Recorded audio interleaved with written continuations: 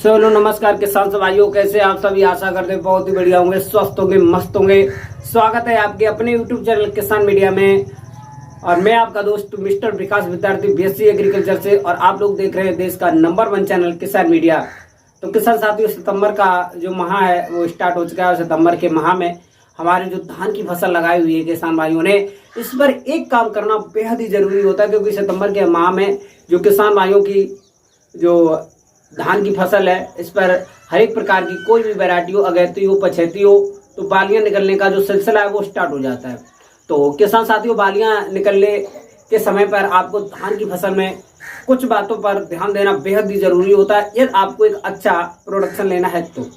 और किसान साथियों, सबसे ज्यादा आपको धान की खेती में अच्छे प्रोडक्शन लेने के लिए जो बालियां निकलती हैं उसके टाइम पर विशेष रूप से ध्यान देना और जानकारी लेना। और किसी भी प्रकार की कोई भी समस्या होती है तो दूसरे लोगों से या किसी विशेषज्ञ से जानकारी लेकर के अपने धान की फसल उच्च बनाने का आपका कार्य होता है, यदि आप अच्छी से खेती करना चाहते हैं तो किसान साथियों, आज मैं आपको इस वीडियो के माध्यम से बताने वाला हूं कि आपको धान की बालियां निकलते समय पर कौन कौन से ऐसे कार्य होते हैं जिसको करना बेहद ही जरूरी होता है, और कौन कौन सी ऐसी कीटनाशक दवाएं होती हैं जिसको छिड़काव करके आप अपनी खेत को धान में जैसे दुग्धावस्था पर यानी फ्लोवरिंग स्टेज पर लगने वाले कीटों से आप अपने धान को बचा सकते हैं, और प्रोडक्शन में आप लोग अच्छा लाभ ले सकते हैं। क्योंकि यदि धान के फ्लोवरिंग स्टेज पर कीट लगते हैं, रस चूसक कीट लगते हैं विभिन्न प्रकार के, और बहुत सारी ऐसी समस्याएं होती है जो हमारे किसान भाइयों को जानकारी नहीं होती है, जिससे उनके प्रोडक्शन घट जाता है और बालियां निकलती जो जरूर है, लेकिन बालियां में जो धान बनने की जगह पर सिर्फ और सिर्फ खोखला रह जाता है, और किसान साथियों जो उसका दूध होता है वो कीट चूस के पी जाते हैं। तो आज मैं आपको धान की बालियां निकलते समय पर कौन कौन सी सावधानी रखनी चाहिए, कौन कौन सी दवाएं डालनी चाहिए, और आपको क्या क्या प्रोसेस करने चाहिए, इन्हीं सब बातों को लेकर के करेंगे हम आपसे बातचीत, और आपको बताएंगे कि धान की बालियां निकलते समय पर आपको विशेष रूप से कौन कौन सी बातों को लेकर के सावधानियां रखना बेहद ही जरूरी होता है, और आपकी धान की अच्छी गुणवत्ता और अच्छी सफल वैज्ञानिक खेती कराने के लिए आपके लिए हमेशा तत्पर हूं। तो बने रहे, वीडियो को अंत तक जरूर देखें बिना स्किप किए हुए। और किसान साथियों, वीडियो अब में आगे बढ़ने से पहले सभी किसान भाइयों से एक हमारी हाथ जोड़ के रिक्वेस्ट रहेगी कि जो किसान साथी हमारे YouTube चैनल किसान मीडिया पर नए आए हैं, तो उन्होंने अभी तक इस चैनल को सब्सक्राइब नहीं किया, वो चैनल को सब्सक्राइब करके बेल आइकन की घंटी जरूर दबा लें, क्योंकि मैं इसी प्रकार की वीडियो किसानों से जुड़ी हुई खेती से संबंधित हमेशा YouTube चैनल किसान मीडिया पर डेली अपडेट होती है, शाम को 6:30 से लेकर के 7 बजे के बीच में। और हमारा अपने छोटे किसान भाई का सपोर्ट बना रखें। तो हमें ज्यादा देना करते हुए चलिए करेंगे वीडियो को स्टार्ट। तो किसान साथियों, आपको अपने धान से यदि एक बेहतर उत्पादन लेना है तो उसके के लिए आपको धान की बालियां निकलते टाइम पर बहुत ही अच्छी तरीक़ा से और सावधानी रखनी होगी, और कुछ बातों का पालन करना होगा। अब आपको कौन कौन सी बातों का पालन करना होगा वो मैं आपको इस वीडियो के माध्यम से A to Z जानकारी देने वाला हूँ। यदि आपको लेना है बेहतर आइडिया तो आप लोग देखें किसान मीडिया, और आप अपने छोटे किसान भाई मिस्टर विकास विद्यार्थी का सपोर्ट बनाए रहें किसान साथियों। तो उसके बाद में किसान साथियों, सबसे पहले एक नंबर पे मैं आपको बताना चाहूँगा, आपकी जब फसल है बालियां निकलने के स्टेज पर है तो उस टाइम पर खेत में नमी होना अति अनिवार्य है। यदि आपके यहाँ पर बारिश हो रही है तो अच्छी बात है, यदि बारिश ना हो तो खेत में पानी लगाना अति अनिवार्य है किसान साथियों, क्योंकि खेत में पानी का भरा होना इसलिए ज़रूरी होता है। यदि खेत में अच्छी तरीक़ा से नमी मॉइस्चर होगा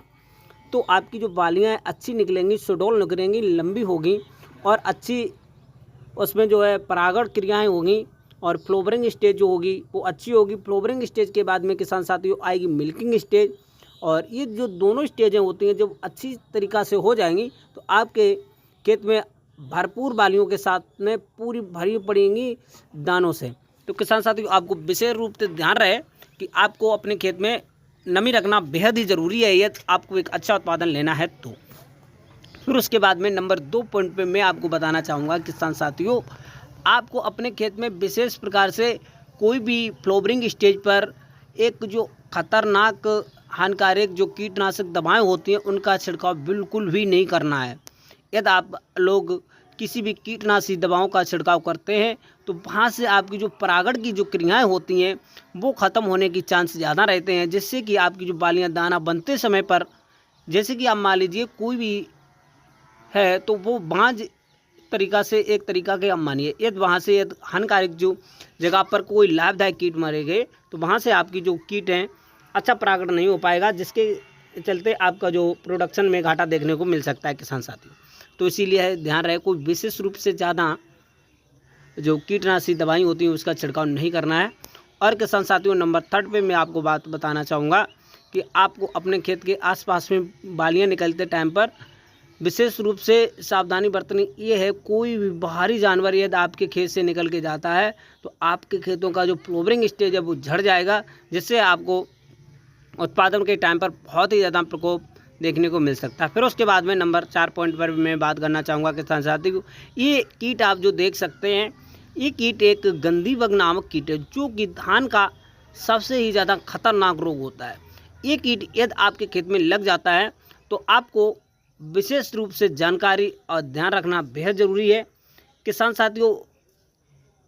इस कीट का जो प्रकोप है मिल्किंग स्टेज पर यानी दूधगा अवस्था पर होता है, जब आपकी बालियों में दूध निकलने की अवस्था हो, दूध बनने की अवस्था हो तो तब होता है। इस कीट का